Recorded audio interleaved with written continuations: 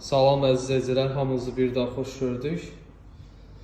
Santa Fe 2015-ci ilin korobkasını açmışıq.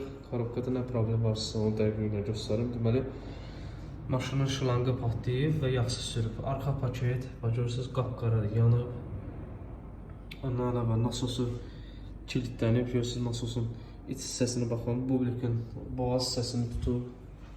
Burada bublikin boğaz hissəsini görürsünüz, iz qoyub. Ona görə də bu işləməyəcək, bu dəyişiləcək. İçəri hissəsinə baxın. İçəri hissəsi qapqara eləyib, üçün paketini yandırıb. Deməli, maşın yaxsız işlədiyinə görə bu vəziyyətə düşüb. Baxın, görürsünüz, üçün paketidir. Hər şeyi sökmüşəm sıfırdan. İndi inşallah yası istəsə dəyişəcək onu. Ondan əlavə razatqası və çanağı xarabdır. Görürsünüz, yeyilib bax. Bu hissəsi yeyildiyinə görə həm arxa tərəf, arxa vidruş işləmir.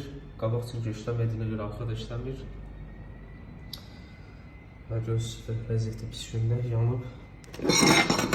Kim olub, rezinlər dəyişiləcək, bu nasos dəyişilməlidir. Çox xərci var, yəni bunun xərci çoxdur. Həddindən artıq, çünki yaxsız sürdüyünə görə maşının bütün friksiyonları hamısını yandırıb. Bir dənə birin paketidir normal vəziyyətdə, bir də arxa paketdir normal. Qalan bütün paketlər hamısı yanıb.